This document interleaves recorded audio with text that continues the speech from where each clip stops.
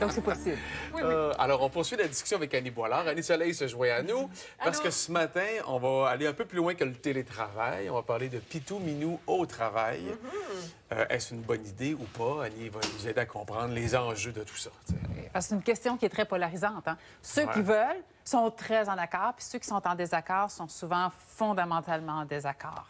On commence avec quoi? Comment on évalue si c'est possible ou pas d'avoir Pitou ou Minou au travail? Oui. Bien, d'abord, il y a plusieurs façons que ça peut cohabiter dans un milieu de travail.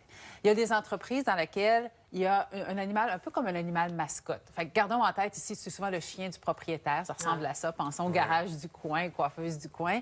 Puis là, c'est un animal qui est très socialisé, qui connaît à la fois les clients et les employés. Ça, c'est un scénario. Deuxième scénario, il y a les entreprises qui font appel à la zoothérapie.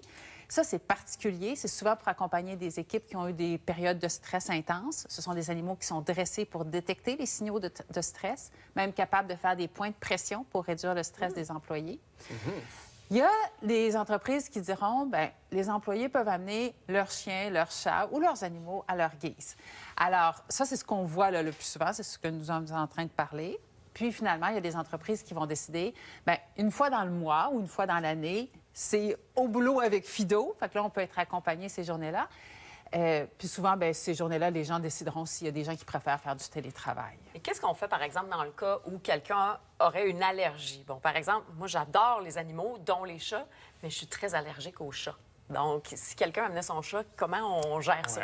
Oui, bien ça, la première chose, avant de penser à emmener son animal, c'est qu'il faut que l'entreprise puis les gestionnaires valident que ce soit correct avec les employés qui sont présentement sur place. Donc, si quelqu'un a soit des allergies, des craintes aussi, alors on va cesser. On va demander à la personne de ne pas emmener son animal. La priorité, ça va aux employés. D'ailleurs, le troisième tableau qu'on a préparé, c'est exactement ça, là, les règles que l'entreprise doit mettre en place pour s'assurer que ça convienne aux employés. Donc, il y avait valider les craintes et allergies de l'équipe, mais il y a d'autres phénomènes aussi qui sont importants à surveiller. Hein? Avant d'aller de l'avant avec ça, l'employeur va devoir décider, bon, est-ce que ça va pour les employés? Puis ensuite, quels animaux sont permis? OK? Donc là, si je vais arriver avec mon crocodile de compagnie, c'est peut-être pas bon pour toi, Gino. Non, ça se pourrait, j'aime pas ça. Oui, ça peut être un crocodile, mais tu sais, moi, j'ai une super rate. J'ai un rat et une rate. Est-ce que je peux les amener? Ouais. Léon, mon serpent, vous trouvez ça sympathique?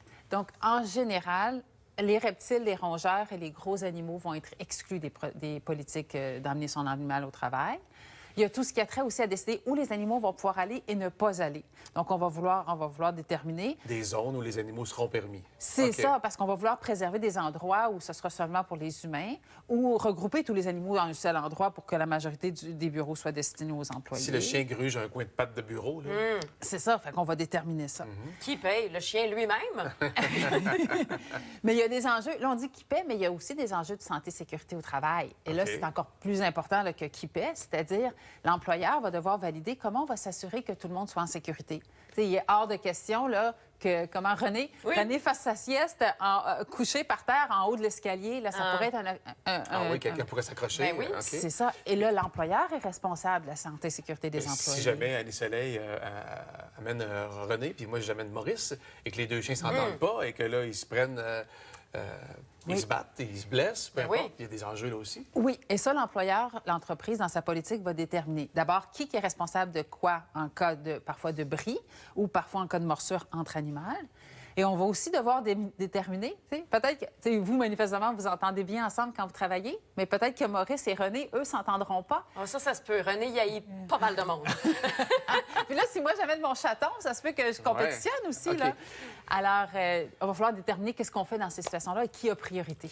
Si on parle de ça, c'est que c'est pas banal. Dans un sondage récent, il y a quand même la moitié de la population, il y a un petit peu plus que la moitié, qui souhaitent avoir leur animal de compagnie au travail. Oui.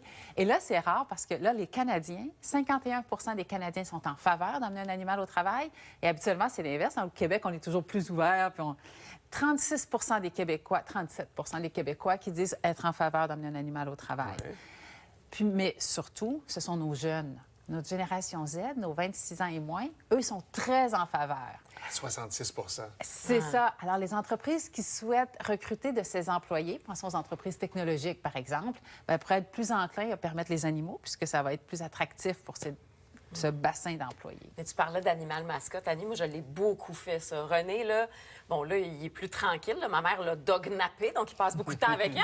Mais, bon, là, regarde, tu vois, ça, c'est au Bonne Entente à Québec parce que la fin de semaine, les samedis et dimanches, Salut Bonjour est tourné à Québec. Donc, on est logé à l'hôtel. Ça, c'est sur le plateau de Salut Bonjour aussi la fin de semaine.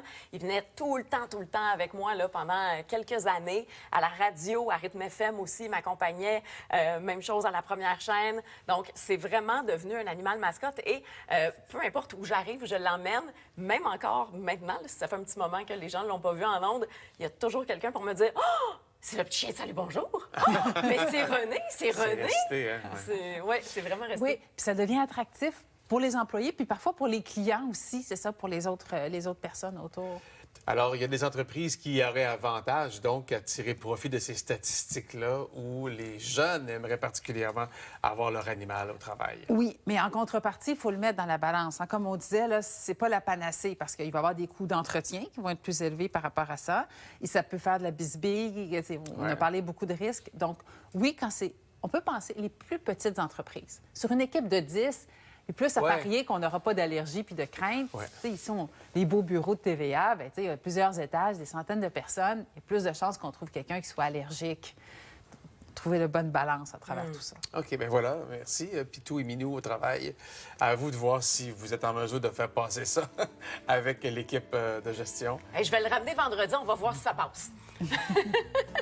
Au sein de l'équipe, il n'y aura pas de problème, en tout cas.